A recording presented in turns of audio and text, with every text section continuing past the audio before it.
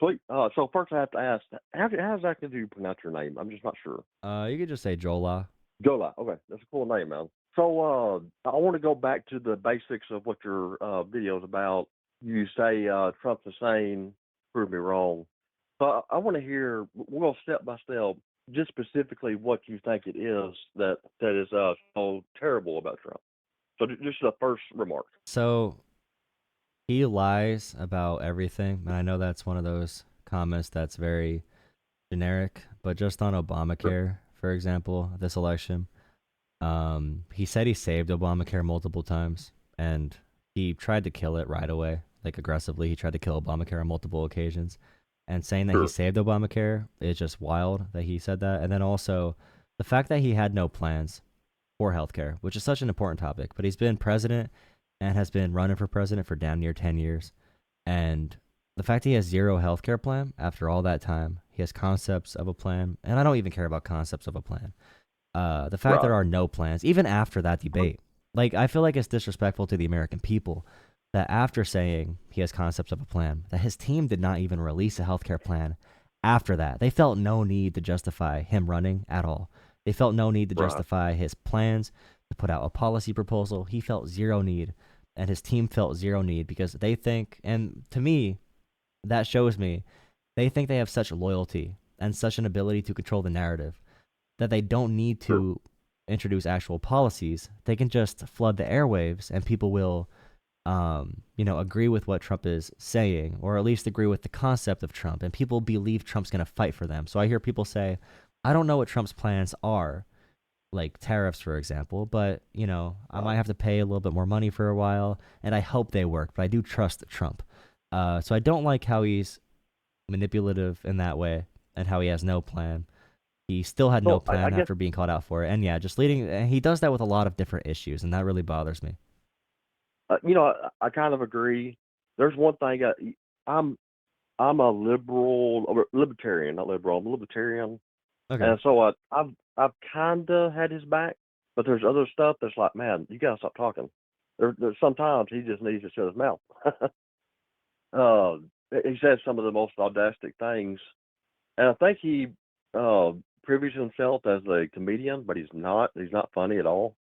But I think something that we can agree on with what you said is that not all Trump supporters are just evil Nazi sympathizers, racists.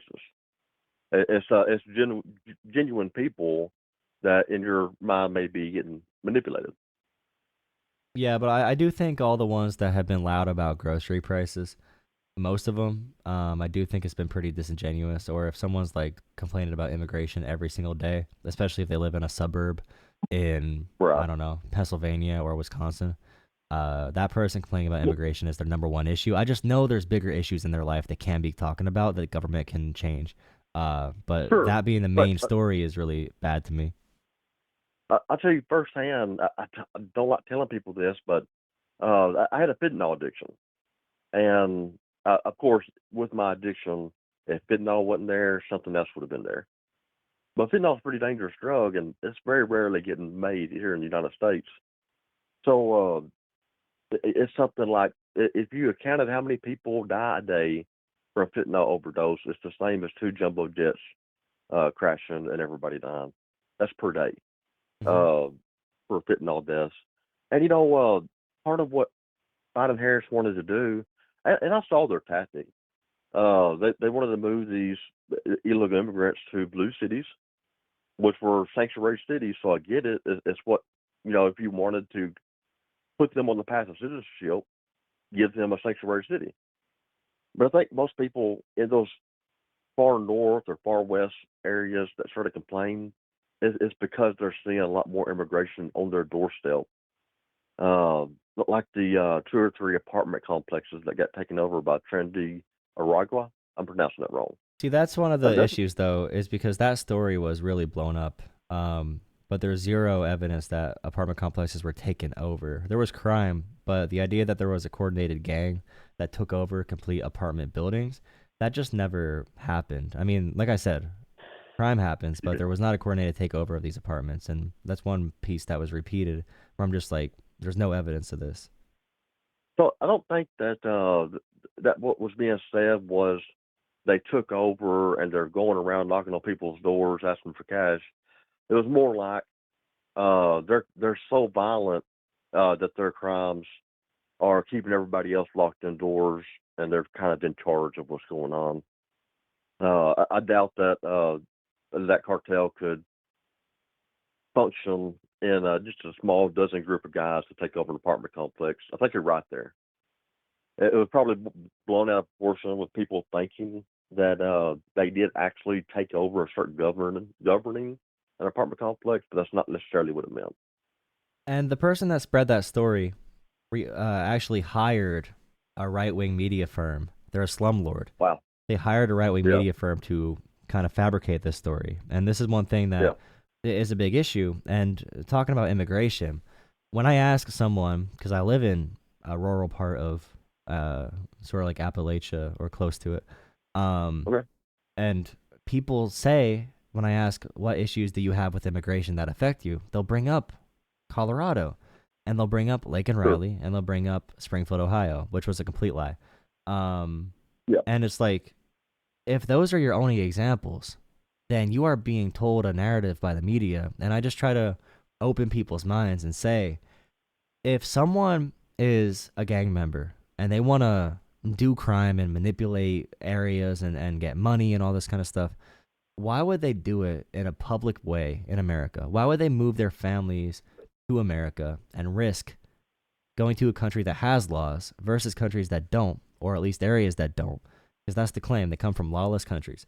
Why would they come to America and risk getting deported and separated from their families if they were going to be doing violent crime? And I'll also say, you know, there's a reason most studies, there's one study that contradicts it, but if you know what study I'm talking about, it has a very faulty Sure. method. But there's a lot of studies that confirm that undocumented people and immigrants of all kinds, illegal, legal, whatever it is, they have lower crime rates than naturally born American citizens. And this is largely because if you made it to America, you want to be in America. Like, you don't want to risk Sure. illegally voting, for example. Talking like illegal immigrants are voting is like, no one's going to risk getting deported to cast one vote in a state. If they're undocumented or for any reason, they're not going to illegally vote in a federal election. And it just takes a second to step back from the media noise to think like, yeah, these are people. And I feel like when they use the term Yeah. illegal alien, they're using that term illegal alien on purpose to dehumanize, because they know if people see immigrants as humans, then their propaganda won't be as strong. And that's one big issue I have with the Trump campaign this cycle as You, well. I totally agree. I've had a solution that I thought would work for the border crisis. It's a two-part plan that's really simple. One, and you're probably not going to like this, put the wall up. But two, make it a lot easier to immigrate legally. That way we can get these people in, start paying taxes, and not only are they taking from the system, but also adding. So on one hand, you're making it easier to come in legally, and making it harder to come in illegally. I think we would see a rise in appreciation for immigrants if we did that. One of I've got the, yeah. I dated a girl in the Philippines, and we were working on getting her visa, and her visa was one of the things that she lacked to be able to come visit. $185. I understand people in foreign countries. That's a lot more money than it is to us, but that's not a month's salary to come up with that to get your visa. Yeah, my issue is the wall is probably the least important of that scenario. A path of Sure, sure. citizenship, higher capacity to handle asylum claims. And Yes, Biden and definitely. Harris have done amazing working with other countries from Venezuela all the way up through Mexico to set up Right, checkpoints for immigration. And that's why our immigration is dropping right now to right. almost pre-pandemic levels. So those that program has worked really well, and we're processing claims now in other countries, and also other countries are offering citizenship at a higher level because of our summits that we did with Kamala and Biden down, or Harris and Biden down there in like Latin America, Central America, all these different areas where immigration is coming from. So that actually has worked really well, but it happened a little bit too late, Sure. and the media never picked up on it, so they never got credit for that. And then they killed the bipartisan border bill which people have issues with that bill. I'd probably have issues with it, but it's kind of I have like issues. it's like the right wing's Obamacare though, because Obamacare, the left was not happy with Obamacare, but Yeah, healthcare is a big issue for the left. And although they were right. not happy with Obamacare, it was a huge improvement, the Affordable Care Act, and it's a huge improvement, and that helped a lot with a lot of addiction issues too, and access to Sure. rehab clinics, and Which is and incredible. especially in rural areas, because rural areas don't get hospitals unless if we incentivize it, because hospitals only go where they make money without that. Um, Absolutely. and rural people don't I'm, understand that when they vote Trump, and Trump wants to get rid of the ACA. But what I was saying is, yeah. um, just in just in general on immigration, with that bill, that was that narrowly passed for the Affordable Care Act, because the Republicans trying to block it, but we still passed Right. it, even though it wasn't perfect. The fact that Republicans were able to get this close to passing this border bill, that's why that Lankin guy in the really conservative Republican from like Oklahoma, I think, or whatever state he's from, Lankin was really mad that Trump got that bill denied because that would have been a landmark bill for conservatives. That would have been conservatives' Affordable Care Act. The fact that there was a political climate available, the political will to pass an immigration bill at that scale to fund the Border Patrol Sure. agency, and that's why all those agents were in favor of it. The fact that that bill was killed, that was a huge shot to their viability to ever get that done. That was their chance to do their Obamacare, and they just didn't because Trump said no, because he does want to run on this issue. He does want this issue to exist for political reasons. Well, let me tell you the couple things that I disagreed with in that bill, and you probably have already heard of the things that I'm gonna reveal. I kind of appreciate what they did, and the reason that it happened is politicians are being forced to be more transparent about what all is crammed in bills, which is something that I'm just so far behind. I'm really for that. Transparency is awesome. So a couple of things that were in this bill is it was going to put 20 million dollars toward toward the border, but then it was going to send $60 million to Ukraine. So it was a border bill that was going to send more money to Ukraine. I don't care to get in the argument with Ukraine yet. It just seems like if you're putting more money to that, it's not really a border bill; it's a Ukraine bill. And on top of that, the bill, what it did do for border crossings, could not take effect until it was 5,000 people in a week that crossed. That's But a big just really number. quick, the Ukraine part was already passed, even without the border bill. So that was actually passed separately after they denied it. Well, I'm not totally against it being passed. It's just an example of how many things they tuck and hide in these bills that they pass. Well, they didn't really. Uh, They still, but I don't really understand that. Just because they still did it, right? Like they still passed the Ukraine funding, and that was like publicly known. That's why it was still passed because they killed the border bill, but the Ukraine funding still survived on a separate bill. So I mean, I would like to know what else was in that border bill. By far, I do not trust our politicians at all. None of yeah. them. But the most conservative, like one of the most conservative Republicans we've ever had in American history, wrote it. So I mean, as far as Okay. we're gonna have you're gonna have problems with every bill that's written, but they have teams of 50 people each or hundreds of people that craft these things, and it's not like in the recent budget negotiations. One reason Elon Yeah. Musk, the fact that a billionaire can put a tweet up and block our budget, by the way, is insane in my opinion. But the thing Elon Musk got removed from the budget, which is his big goal. Trump wanted to increase the debt ceiling by $5 trillion because he wants to pass Right. tax cuts for the rich when he gets in office. Elon Big Musk, problem. there was a provision in the budget that said there were limits to how much Americans can invest in China and Chinese companies. And Elon Hmm. Musk, most of his net worth is in Chinese investments with Tesla and artificial intelligence. Right. So when Musk got that bill delayed, his number one goal was to get that taken out of that bill so that there would be less regulation over Musk's corrupt business practices. And the fact that he was Yeah. able to single-handedly get that removed from that bill is very troubling for me as someone who cares about our constitution and our democracy and our constitutional republic. And our founding fathers wrote about the shadow government, and Right. the private industries not being able to take over government for the people and by the people, military conflicts. because the point of the government is to protect people. That should be the ideal Right. point from like Teddy Roosevelt. You know what I mean? Like Teddy Roosevelt government Great protect president. people from corporations, from destroying the commons, and from limiting our freedom of speech and limiting our constitutional rights. But yeah, You, Musk is another you big know my concern for me. you know my favorite Teddy Roosevelt quote What was is that? killer, and I wish that they did fireside chats with Roosevelt back in the day. I wish people would say more stuff like "speak softly and walk with the big stick." That was a Teddy quote. He had the fair shake. uh, They had the fair shake quote too. Like everyone deserves a fair shake. I feel like, uh, oh, if I heard that one. if politicians today used the phrasing like everyone deserves a fair shake, that kind of stuff, because Democrats get accused of wanting equality of outcome, so they say it's communism, like equality of outcome. Everyone Right, deserves equal outcome, but they really right, like their real focus is equity, which is equality of opportunity. And if they would, right. instead of using these dumb academic terms that are made up in colleges, if they would just say things like Sure. everyone deserves a fair shake, like if they would just say things like that, they'd be so much more popular. Just like talk in a straightforward manner.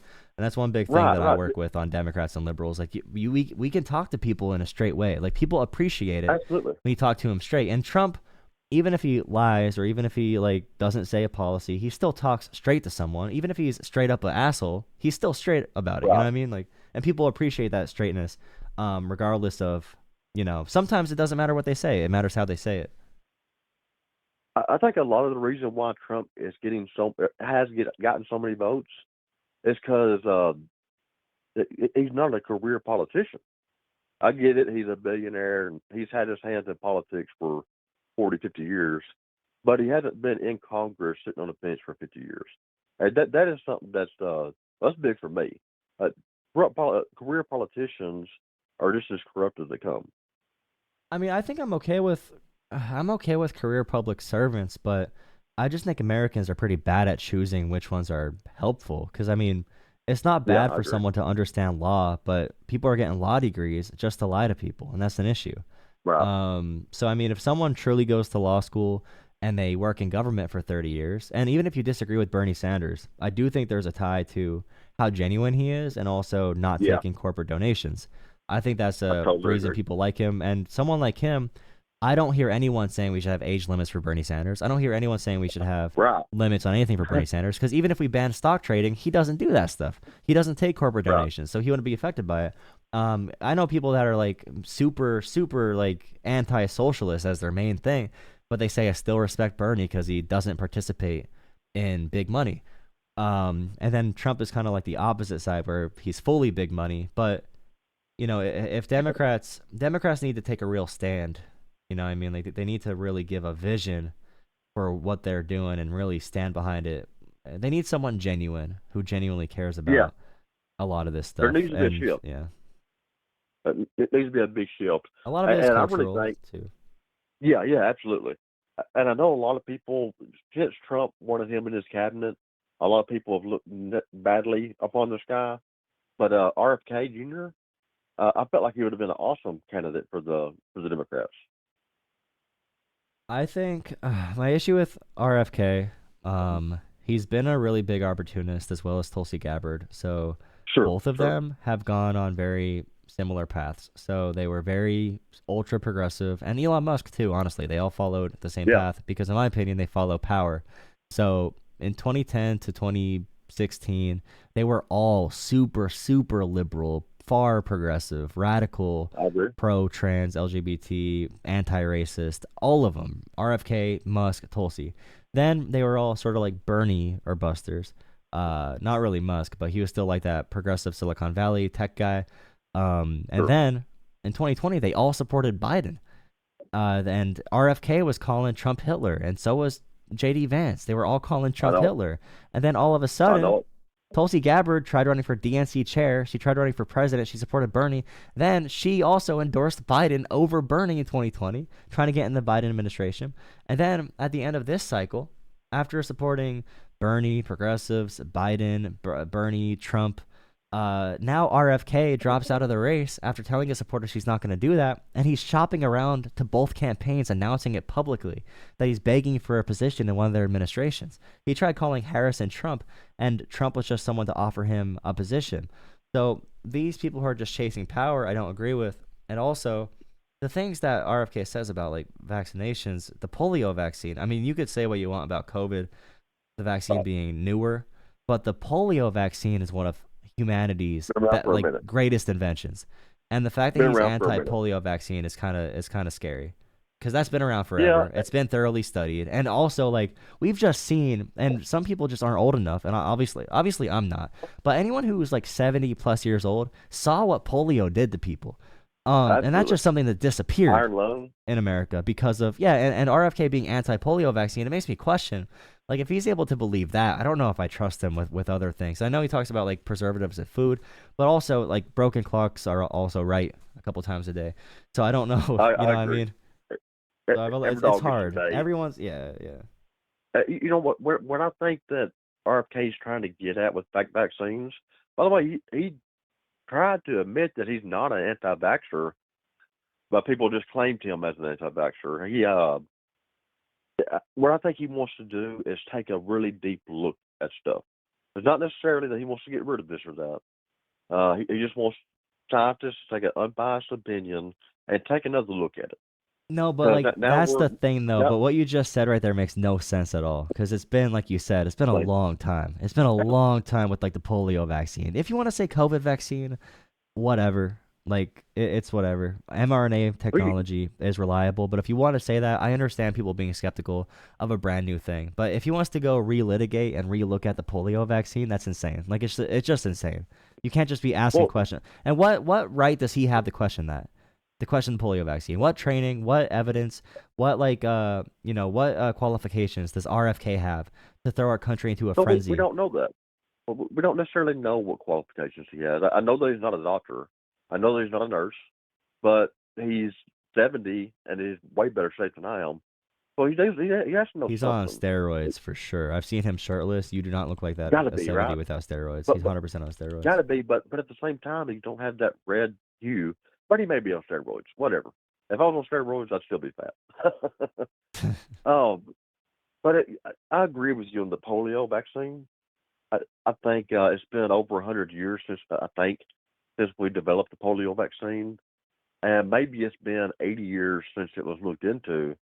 We have newer technology in this past 80 years, even if it's just been 30 years. We have new technology to look at it more in depth. I don't see anything wrong with taking a look at it. At the same time, keep our vaccine schedule the way it is, because it should be the way it is, but satisfy the public, because there's a lot of anti-vaxxers out there. Satisfy the public with somebody they trust to come out and say, there's nothing wrong with the vaccines. Please get your kids vaccinated. I think it would Um, help the so anti-vaxxer there's community. been recent clinical trials because they've been making new polio vaccines. Like they always make That makes sense. improvements. They always make improvements to it. So they've been studying these things and they keep on studying them over and over and over again. But the issue is right now in America, vaccine trust has collapsed. So it used to I be like know. 90%. Now it's at 50%. But a lot of that is because of people like RFK going on podcasts and saying things like no vaccine has been proven to be safe and effective. When, I mean, if you want to say that, you could say that about Tylenol because everything carries a risk in life. Everything carries a risk. Of course. Me eating a chicken nugget from McDonald's is probably a higher risk than me taking 20 Right. COVID vaccines at once. Like I don't. Right. But also, that's a funny thing about RFK in general too, and conservatives is because when Michelle Obama was talking about healthy food, people freaked out. They said it's government overreach, Yeah. and we look at like chemicals in food or dyes. The European Union and Canada, they don't have these chemicals and dyes because the government gets bigger in these areas and regulates these companies. And Right. I just don't understand because I know RFK is saying about like, preservatives in food and dyes in food and like McDonald's is disgusting in the US, but it's all clean in Europe and Europe doesn't have like Fanta Right. soda that's super orange. It's like a natural color. In America, they use all these But they also have chemical government dyes, overreach. but yeah, that would be considered government overreach by conservatives. Yeah. So it's confusing to me. And I know RFK himself is someone who's been pro government to do like environmental stuff. So he's been a hippie his entire life, which is probably why Right. Yeah. it's a conspiracy theorist too sometimes. He's always been exploring those things. He's probably done a lot of acid trips and ayahuasca. I guarantee he's done a Probably. lot of crazy stuff. Because that guy's seen some things. And he's seen some things. I don't know what he's seen exactly, but Kennedys they're all messed up. Now they're all messed. They're all regular. traumatized. They're I would be different breed. traumatized too if both of my parents. Yeah, if that. Yeah, that's crazy. Yeah. They lived. Their family's just like insane experiences, insane bloodline. Just like being from that lineage Right. has got to be insane. But still, I just don't know how Republicans listen to that and they're like, yeah, like I don't know if that just connects, if it doesn't connect, if they think about like what that actually Right. means. Like we would need to crack down on companies and use the government to regulate them. Right. It's just when did Republicans start trusting the government? And on top of that, it's just when did Democrats start trusting government? Well, I'd rather We've trust never. government if I have a hand in it versus trust government just because my guy's in charge. Because they just trust it because Trump's in charge.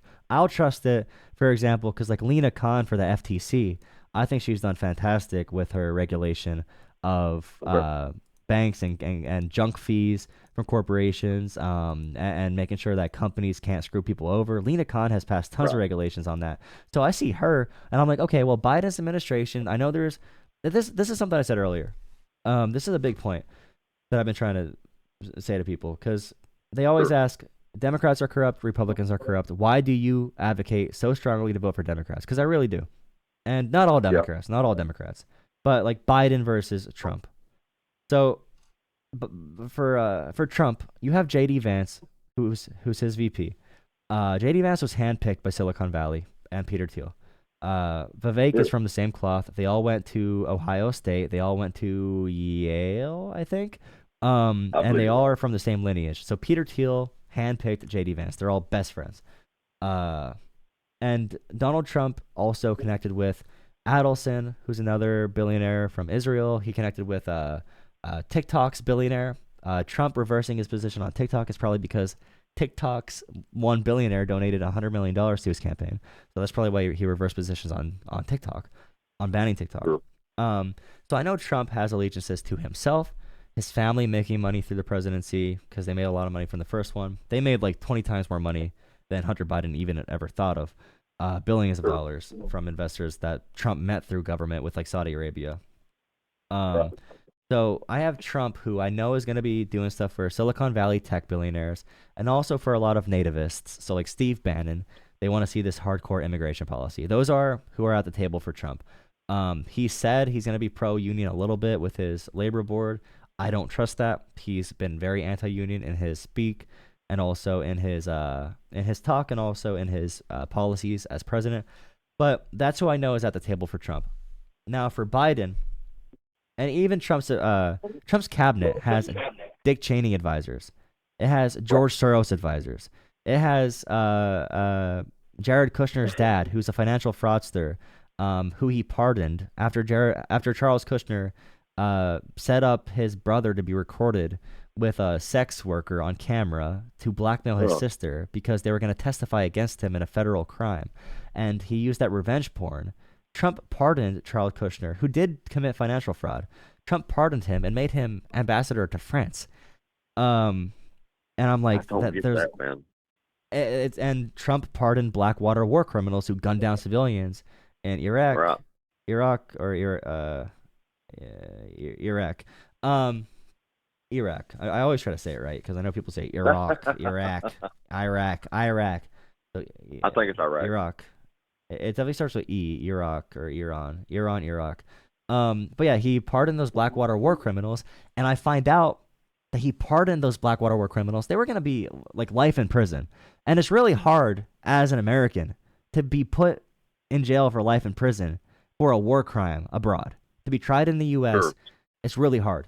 They commit a very heinous crime, one of the worst war crimes of our tour there. Good direction.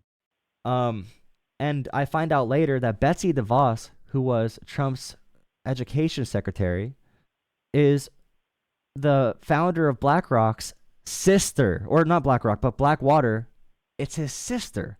So Trump just pardons these war criminals for funsies, and I never hear about it. And I'm not happy that Biden Wow. pardoned Hunter Hunter. But I'm like, at this point, I'm like, if no one cares that Trump pardoned war criminals and pardoned Charles Kushner, Right. how can I care about Biden pardoning his son when his son was being charged with filling out an ATF form wrong for guns and also for back taxes? Like, how can I be mad about that pardon when Right. no one's showing any anger about Trump, the supposed anti-war guy, pardoning these war criminals? And I never even hear about it. Not even on CNN. Like, even CNN doesn't talk about it. And I'm like, You, I feel you like I'm said going crazy. you said Blackwater. Yeah, Blackwater war criminals. There are 14 of them that Trump pardoned in 2020 before he left office. And I'm like, it's a really weird last second pardon to do. So yeah, I really was upset about that. I definitely had a bigger point. Oh yeah, I went on to the whole Trump thing. Why I would advocate voting for Democrats over Republicans. So Biden showed with Lena Khan with his National Labor Board, and I'm a very pro-union person, pro-labor. Uh, there are issues with unions, but there's issues with every system of power, and I want workers to have a system of power to have access to. If the union's bad, replace the leaders. Is my mentality. Never get rid of the union because workers need a way to collectively bargain. But Trump has been very pro-consumer with his appointments. I know for a fact that Trump's cabinet is Silicon Valley billionaires and a bunch of lobbyists and billionaires. He set records in 2016 for richest cabinet, and also in 2024. He's breaking his own record for rich lobbyists. At Yeah. Biden's table, there are lobbyists from teachers unions, from auto workers unions, actual public servants who actually went to law school for the right reasons. And we see this in the policy, like Lena Khan. We see it directly in the policy. She went there to be a nerd because she wanted to be a nerd to protect American consumers. That's what she cares about. True. There's people on that board from labor organizations all across the country, service workers, home care, caretaker unions. They're at the table. There are still billionaires at the table for sure. There's still big money at the table for Democrats. But we can see it in the policy that there are public servants and lobbyists, good lobbyists, because there's some lobbyists that are actually good, that represent unions and represent workers and represent different groups that are like 9/11 first responders that were going to have their benefits cut, or not benefits, but their health care cut, the package they got after 9/11. Jon Stewart did a big thing about that. Those Yeah. people needed like a lobbyist to have, because you need some way to contact the people in DC and talk directly to. The Right. term lobbyist kind of got ruined because of corruption, but lobbyist Right. is not inherently a bad thing. It's not inherently a bad thing. Although most of it is used for bad things. But I know that for Biden, Right. there's a mix. There's a mix with Biden. So even if Biden is 40% not corrupt, if he's 60% corrupt and Trump's 90% corrupt, I know that Biden's policies are going to favor workers and these issues slightly more. So that's why I vote Democrat against like Trump. At least I know these people are in the room making these asks, and they're like, they're there. As weird as this going to sound, I think that Trump was not elected for his economy wits. I don't think he was elected for his foreign policies. I think Trump was elected because there are a certain part of our population that is kind of tired of getting beat up on, and I'm part Emotionally, of that. No, yeah, yeah, emotionally. Sorry, yeah, not actually getting beat up emotionally on. beat up on. I agree. I agree. No, Sure. I agree 100%. That's my entire look at this election, because I don't think people care about the economy that much, because no one gave Biden credit for having the strongest recovery after COVID. They just talked about pronouns, immigration, Right. and cultural elitists. Those are the biggest Right. conversations I heard about this election. Right. It was silly. That's not that's the stuff that we want to get away from. But I'm not anti woke. I don't care what you do as long as you don't push it on me. I'll go ahead and tell you, I used to be a pastor. I'm a Christian, and I'm from the South. If you couldn't tell from my accent, and I'm a white male. So right now, I'm like the most hated group of people. uh, and I think there's a lot of people like me, straight white males, that just feel abandoned and talked down to. I really think that's a big portion of why he won.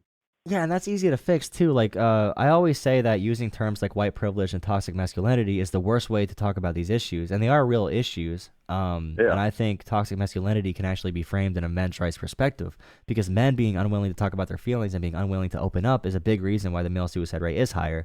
The reason why right. many men fall to addiction is because they don't have the same support structures that they should have. Because a lot of men Absolutely. are told to like hold it without ever letting community help them. They got to do it on their own, that kind of stuff. So like the left could have framed all this stuff a lot better. Even white privilege is more so black disadvantagement. If you look at the history in this Sure. country of like black people being set back and starting from, there's a 100-meter dash, all right, and a lot of white people start at the 100-meter mark, so they still have to run 100 Right. meters. But a lot of black Americans got to run 200 meters to run the same race. And that's the way No, I like I describing told. it, because I don't. No one Yeah. hears academia. No one hears like you can't be racist against white people because they hold all the power in society. Like obviously, that's a conversation for a doctorate level class in a college. When people Right. say racism, they mean you don't like someone because they're a skin, because of their skin color. That's what Right. 90% of people mean. But all the academics tried bringing that language to the mainstream, and it came off completely wrong, and it was weaponized by the wrong people. Right. I totally agree. Uh, yeah, man. I totally agree with you. I think just the you said 90%. So that 10% of folks that do believe you can't be racist toward a white person, I think they're a lot louder. A lot more loud. I know that most liberals don't believe that. Most liberals are common sense headed, but I think that 10% that's just super far left is really loud on social media, and that's where we get most of our media I from. I agree. I'm just like my issue with that conversation is, I mean, if you want to Sure, go on a college campus and find someone who gets offended by everything, you can find that. But I can also sure, find someone who's like a outright neo-Nazi who supports Trump, and that's probably a larger percent of the Republican Party than the super crazy woke, stereotypical blue-haired feminist is of the Democrats. And I know for a fact it is, just because okay, of who like was in uh, the power position Steve Bannon was able to reach in the Trump administration alone. And the fact that I mean, Charlottesville. I know the Trump quote. They don't say the full quote where he does say right, like, "Fine, fine, I'll reject the Nazis too." But I do think he hesitated too long. I feel like that should be yeah, just like a first I agree. reaction. Like there's a group of protesters, and a lot of them you could say, even if they were all the worst example of like radical left, you still have that versus literal tiki carrying neo Nazis chanting like Heil Hitler. Right. You should be able to instantly say, after you say there are good people on both sides. I personally, I personally don't think. All right, if you're marching in a group of people who are chanting Hail Hitler with with neo-Nazi signs, all right, and swastikas and tiki torches, I don't know if anyone in that crowd is a good person. But there's good Sure, people on both sides. Then the media was asking a couple more times. He says finally, yes, yes, yes, the Nazis are not good. Fine, I'll admit it. And it's like, and that's a little bit uncharitable, but also it's just the whole tone of it and the lies that Trump was willing to spread. And this was, you said you're a pastor. yes, sir. I found this particularly disgusting. So Okay, Haiti has undergone some of the most brutal conditions of any absolutely. place It's in terrible. history. And the fact that we had protective status for Haitian immigrants in Springfield, Ohio, who were brought in to a Republican state with a Republican governor, a Republican mayor, with a Republican business owner, Right, and they come in and they fill up churches and they revitalize many areas of this community. right. They work their asses off. They go to work every morning at 5 a.m., 4 a.m. They're there to work. All right. Yeah, They've known nothing but struggle. They're here in America and they are helping this country be great. They are one of the core pinnacles of greatness in America, here legally. And the fact that I lies were totally spread agree. about Haitian immigrants legally here, those lies that were spread, and I've met people who've gone on. There's a reason. There's a reason why they're Christian. And I've met people who have gone on these mission trips to Haiti. And these mission Yeah, trips are very common. And I see Facebook posts. congratulating themselves. I'm so amazing. I'm spreading God. I'm amazing. Right. Look at me, me, me. And all of a sudden, Which is terrible. this area, this country that has been decimated by natural disasters, by conflicts, by slavery, by having to pay We back don't the need people your who had them virtual as slaves. signaling. Now they come, they're in America, Haitian immigrants, and they're getting lied about, saying they're savages who are eating people's cats and dogs, Right. and they're spreading diseases in the community. Straight up lies that you'd hear in Nazi Germany about the outsider So, groups. And I so did not see these religious leaders stand up for these Haitian immigrants. I did not see these same people who were right. in Haiti doing this mission trip standing up for the Haitian immigrants. And I need to question everything about those people, if they have any care at all. If their faith in God is just for optics, if their faith in God is just Right. for Yeah. self-salvation and not salvation for the world and all of God's people, if their self-salvation and their obsession with saving the earth, only being a steward of the earth for their own benefit, if that is their real motivation, because I did not see them stand up at all for Haitian immigrants, and that is frankly Right. disgusting. And I was really No, disappointed. I totally agree. I totally agree with you, man. In my time as a pastor, I was an in-state missionary, but I never posted stuff like that on Facebook. These mega church owners and these missionaries that are just look at me, look how nice my clothes are when these kids are wearing rags. What are you doing? That is not what you were called to do. What are you doing? Why did you spend extra money on a nice dress when you could have bought some more porridge? What are you doing? Uh, so I agree with you wholeheartedly. I'm a huge Christian critic. Uh, I will say though, just for a little bit of defense, the local news station, which when you're going to a rally in a new area, you watch the local news before you go up to see what's going on in their area. And that local ABC news station promoted that Haitian immigrants were eating cats and dogs, and they quickly took down what they had said. But that's where Trump got his information, and it probably is lies. I don't see them eating dogs and cats. It seems a little silly, Oh, it especially 100% was a Haitian lie. It people. was disproven. The woman who spread that said that she lost her cat, called the cops, just assumed it, Yeah. and found the cat in the basement. And the people there, they call the Haitian immigrants, uh, they call them sand N words, party R. Oh, geez, And they yell this to them. And the video is like the that's Haitian so immigrant just awful. like smiling and just waving. And these are very angry, racist white people in an area where you talk about manufacturing Yeah. declining. But it is true that many of these American towns are declining. Um, you know, if that area were the black community, white people would be telling them to pull themselves up by their bootstraps and to stop complaining and stop Right. asking for everything from the government. So they're the stereotype of like the hillbilly elegy that JD Vance wrote about. JD Vance, Right. although I disagree with that, I think systems are to blame for a lot. You should still encourage personal responsibility, but I don't blame people for the position they're in. I don't think we're in full control of ourselves all the time. I think we're not in control of our conditions all the time or where we're put in the world. So systems matter a lot, and you should still encourage good personal responsibility because that does matter too. But yeah, these are very angry populations who Right. are rejecting a lot of this immigration, and it's not based on that much truth. Evidence. And then Trump kept spreading that lie. Trump kept spreading it. He still says it to this day that he doesn't know I because know. he cannot. And when people ask him about God, do you ever ask God for forgiveness? He says, "Oh, I don't need to. I don't involve God in that." And it's like a core tenet of Christianity in general is Is being able to asking be God for forgiveness. humble. Yeah, being Yeah. at least show Without a humility doubt. to God, even if you don't show humility to other humans. Um, and obviously he's not a religious person. He fakes it. Like he's Right. never He been a thinks it. religious person. He's been hedonistic. He's bragged about grabbing women when they don't want to be grabbed. He's bragged Right. about going in women's locker rooms and going into beauty pageants and being best friends with Jeffrey Epstein. Like he's definitely not like he's always been the playboy guy. Like he's never pretended to be religious until he ran for president. So anyone who says he's Right. truly religious is like, okay, whatever. Most people just say to me, I don't care because or they don't care because he's pro, he's anti-abortion, so he can pass anti-abortion policies or at least get Roe v. Wade rejected. Yeah, Yeah. that's a misnomer. He didn't do that to be anti-abortion.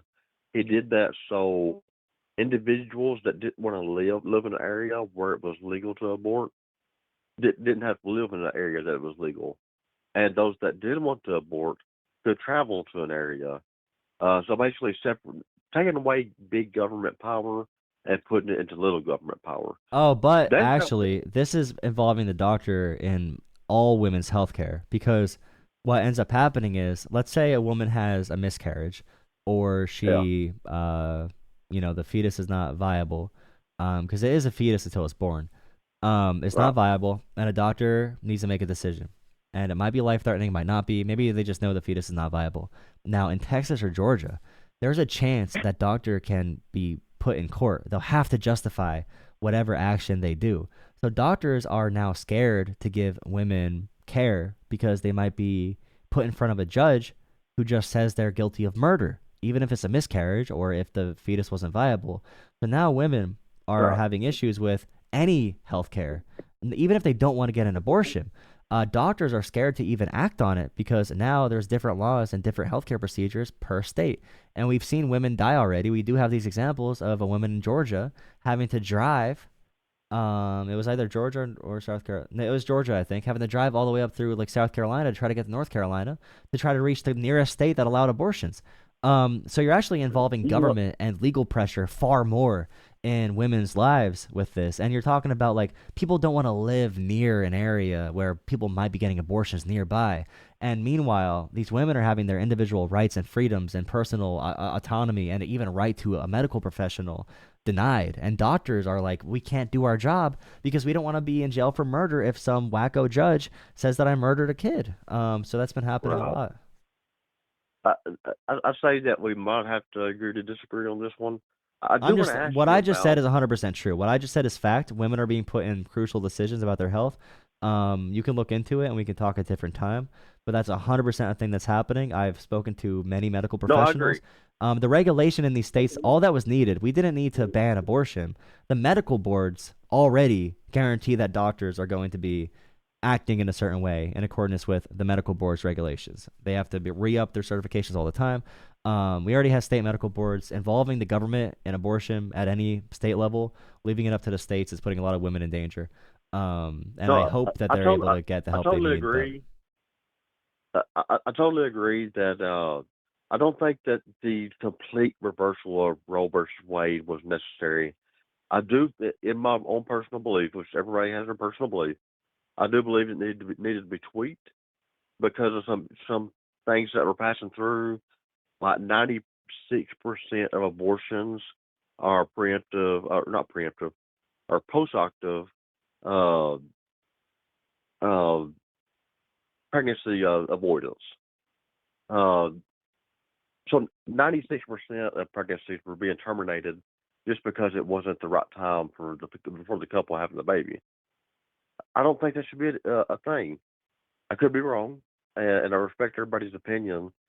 But I do, like I said, I don't believe that Roe versus Wade should have been overturned completely. yeah, I I mean, believe it all I should have been ask, we tweaked. can move on to like a final topic. All I ask there is Wait, that people stop saying. I just want people to own it if that's the position, because I truly do believe that it's not just a political thing. I don't think pro life is a moral judgment, but sure, like pro-choice is a policy. So you could be pro. I know someone who's very religious, for example, that um, makes sense. But and he's very anti-abortion, but he's pro-choice. He's pro-government staying out of it, which is the true like libertarian yeah, perspective. And you're either pro-choice or anti-choice. Those are the two policy right, options. But they want to say like pro-life or pro-abortion, but no, pro-choice and anti-choice. Just logically, that's what makes sense. Like that's the logical policy that you're advocating for. If you're pro-life, you're anti someone else making a choice because you think it's murder or something else. But yeah, that's just the one thing I have on that. If you think it should be restricted, I just want people to own it more because they try to make it sound like sure. something noble when I don't think it really. I mean, sometimes, I mean, if someone truly believes that at conception it's murder, then I mean, I get it if that's the belief, but I don't understand. I don't think that belief should be able to dictate someone else's ability to make that decision. No, and in a certain way, I agree. My grandma used to have a saying that opened my eyes up to. I shouldn't be in charge of somebody else's free will. Or better yet, the government should not be in charge of somebody else's free will. Now, there should be limitations, but that is, like you said, truly libertarian. I shouldn't be in charge of what somebody else does. But the last uh, conversation I want to have with you is tariffs, specifically the tariffs on Mexico and Canada, and how you have seen them cause effects with the president of Mexico and the prime minister of Canada.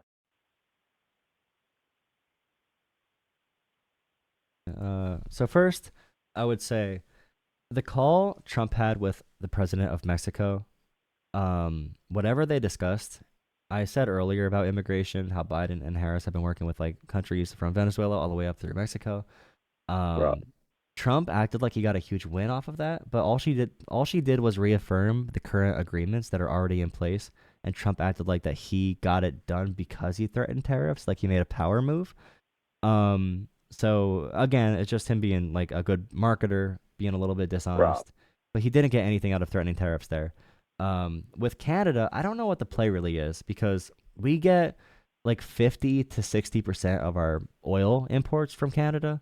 So if they right. decided to put tariffs on our oil, that would make ExxonMobil really mad and probably make our prices go up, I'd assume. I'm not really sure exactly because crude oil and a lot of oil made in the U.S. isn't even used in the U.S. So I mean, it depends what the private companies do, which is why I hate when people blame presidents because the private companies make these decisions, not the president. Absolutely. Um, You know, I would say, shoot, brain fart. Keep going. my big issue, okay, and this is one of those Donald Trump things, is Donald Trump is complaining about a trade deal, okay, like our trade relations with Canada and Mexico. He came in 2016 complaining about NAFTA, and his crowning achievement as president was redrafting NAFTA. Right, And now, right. whenever he complains about our trade relations with Canada and Mexico, I just keep thinking, like, you're complaining about your own trade agreement. It's like people complaining about taxes right now. Like, we're still under the Donald Trump tax plan right now. Like, it's still the 2017 Tax Cuts and Jobs Act. So I'm like, this is your trade deal, guy. Like, what are you talking about? Like, why are you complaining? This is your trade deal. I don't even think CNN talks about that. But I'm just like dumbfounded. I'm like, That, well, I'm like, why are we doing this? that is interesting. I haven't heard that he updated NAFTA. I would have to look into that. But I will say, a lot of people are saying we're going to put tariffs on these foreign country or companies, Hmm. and then in turn, that cost is going to roll down to the consumer. Yeah. But what I've said for years is the whole world that it basically does manufacturing, the whole world, India, China, and some more countries, they depend on U.S. consumerism. But and in a bigger scope, they depend on Western consumerism. It is a terrible thing for us to be doing where we consume so much that we really make ourselves unhappy. But the rest of the world does depend on us buying. So if tariffs get sent and they try to roll the cost back on the customers, well, the U.S. makes everything that we need. So there could be emergency action to produce what we need to survive as a country. And I don't think it will even come to that. I think just the threat of the tariffs, just like it did with Canada, those companies are going to start saying stuff like, "We want to move back."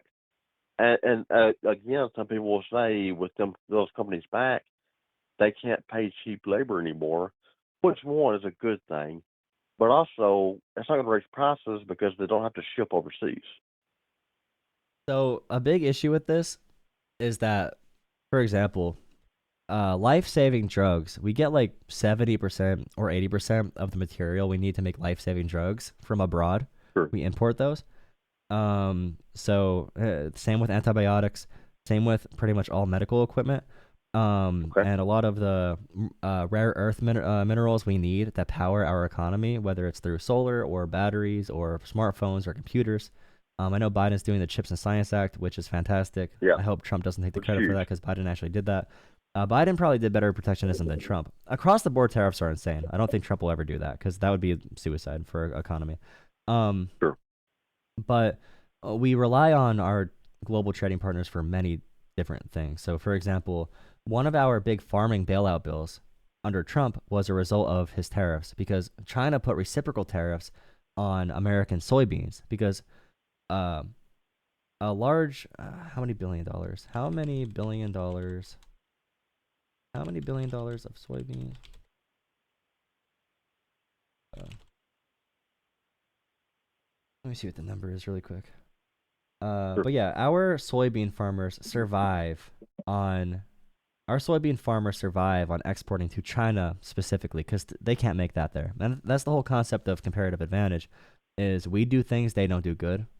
They do things we don't do good. So when Sure, we I agree. lose like base manufacturing jobs, I hear people saying they want to bring back manufacturing, bring back factories, bring back coal mines. When you're a first world country, a very rich one, you typically want to move on to higher paying industries, which we have because the unemployment rate, it's not like we have a 20% unemployment rate. Those manufacturing jobs have been replaced. We just have not, like allocated the benefits of those trade deals evenly. And all the benefits of those trade deals went to the top 1%. So they kept all the wealth from these trade deals. The trade deals benefited America. Everyone enjoys the innovation. Everyone enjoys that flat screens for $20 for a 50-inch now. Um, Right. like flat screens are insanely cheap now. It's actually Oh, big time. I'm still like, But what the but hell but when but I go that in a but that store and comes I'm. that comes with time though. Everything is cheaper. Uh, But like these I, things are I, specifically cheaper because of our ability to work with the globe and the global economy. Any isolationism we do hurts America, hurts American workers.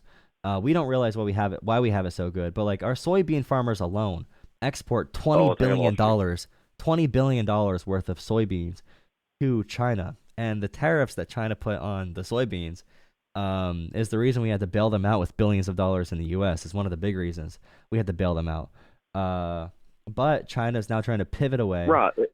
from U.S. farms, so now we're losing trade partners. And believe it or not, like these are not literal enemies in the sense that they're going to burn everything to the ground. Like they want to work with us. Like they Pay for it. benefit from working with us. So Yeah, big time. And I would say more than they benefit. China may be threatening to move on to a different soybean manufacturer or producer. They won't do it. They absolutely need us. China is the biggest drag on the United States economy with how much they need us. And I yeah, would we have to need them say, too. That's the thing. I don't think we do. So the things that we produce that we can make in state are vehicles, oil. We have as much oil as we need. You yourself said that we export so many soybeans. We have enough agriculture to support our society, and we have enough electronic. I worked in manufacturing quite a bit. We have enough manufacturing to produce a lot of goods that we need. China really depends on us, and plus, who could wait it out longer? If there was a trade war, who could wait it out longer? I think that it would be the United But States. there's no reason to do a trade war, though. We're not like you're Well, talking about let me waiting out ask. a trade war and going through bad economic conditions. There's nothing on the other end of that we're like looking for. But I also just want to say, There, like with there cars, is. for example, when we build cars in America, those parts come from all around the world. So every You're right. single it's an import tax in the same way it is like a sales tax because when if I want to buy something from abroad, and there's a tariff on it, I'm gonna pay the sales tax on it. I'm gonna pay the import tax. Every American business and small business, it's gonna hurt small businesses disproportionately, by the way, because the big companies are gonna find ways to move around systems. So, for example, they might ship to Canada first and move that into the U.S. from Canada, or they might trade through another country that we don't have tariffs on. So big companies are gonna be able to get I around this, but slightly small consumers are probably not gonna be able to. I slightly agree with you, but at the same time, with these companies depending on us for tariffs, and like the Canadian Prime Minister said, our economy cannot survive with these tariffs. And basically, what we've done, we're the only country on the planet that doesn't charge for other countries to trade with us, but every other country charges to trade with us. Um, We so charge we have trade why deals. We're involved in the same trade deals. And we have favorable standards. And we've had tariffs on different things for like over the years. I don't. we have tariffs on different things, but generally we have a free trade agreement, especially since Bill Clinton, maybe after Trump's update, it changed. But with our super liberal way of trade, we're getting ripped off for a lot of money. And I understand that that might be I five don't know steps what you down the mean by road. ripped off though.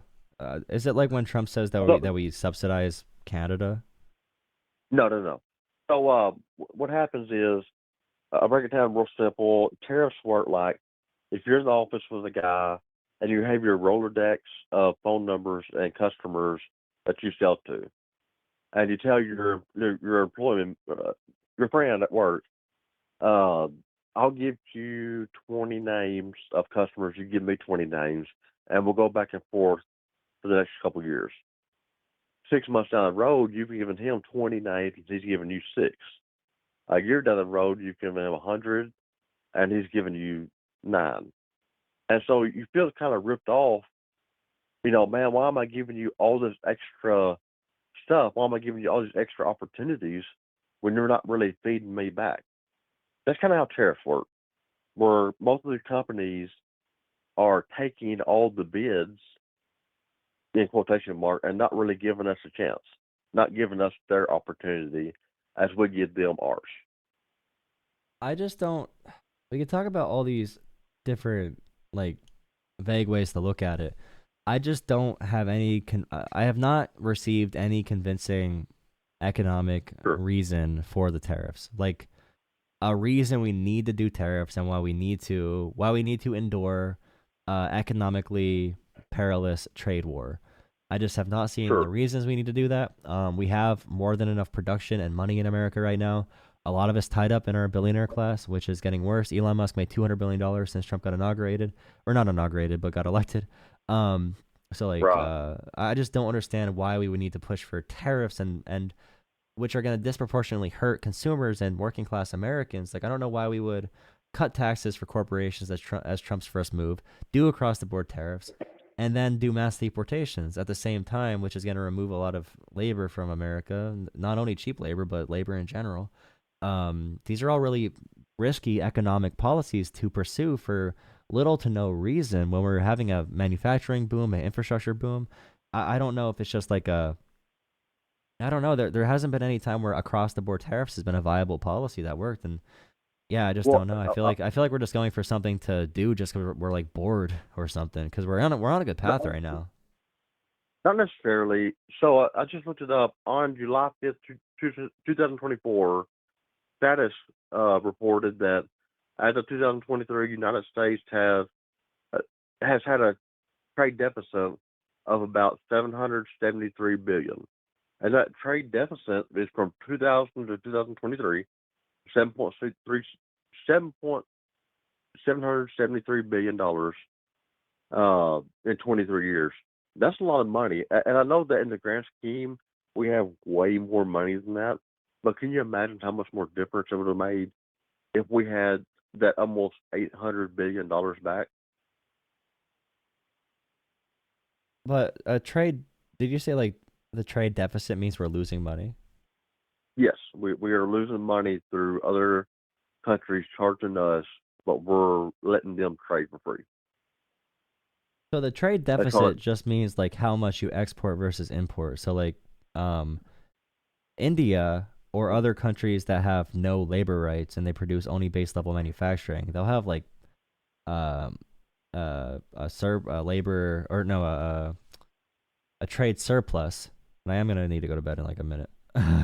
yeah, I hear you, Gonna bro. die. It's getting late. Um, but Well, yeah, the countries that have trade surpluses are typically poorer countries, and richer countries always have consuming countries like ours. We overconsume. We could talk about that issue, but us having a trade deficit is not a bad yeah, thing. There's no reason to say we need to bring back really badly paying, bad working condition jobs, and we need to go right. to I trade agree. wars. Like, and a lot of the trade deficit with like Canada doesn't make that much sense because, like I said before, if or if Canada has better relations with the country, a lot of times a Canadian country will ship something in through a Los Angeles port and have it shipped through ground to Canada versus being shipped directly to Canada. So that might be a Sure. cheaper shipping route for Canada. So a lot of our trade deficits or surplus is just us going back and forth, or maybe moving parts back and forth across the borders, because we're able to do that, and that's a really big benefit to our to way our economies work together. Um, But yeah, just regardless, the trade deficit doesn't mean that much. And when Trump says we're giving Canada money or we're giving them a subsidy because we have this trade deficit, it just doesn't make any. We're not giving them money. Like we're making economic uh, transactions. We're paying for things, but a lot of that is giving value to our country. Like uh, if we use materials from another country to build in our country as an investment, we're still we're still getting the benefit from that investment. Um, Sure. but anyways, like I said, I'm gonna pass out. Thank you for calling in. I appreciate the small donation to call in as well. Yes, sir. I'll be streaming I for most appreciate your nights. time. I'll be off for New Year's, so probably 31st. Wait, 1 second. What's it? 29th. The 30th and 31st I'll be off, but then I'll be on tomorrow night, which is tonight, and then after New Year's for everyone watching. But yeah, thank you for calling in. Definitely feel free to hang around. Call in another time. Awesome. Appreciate your time.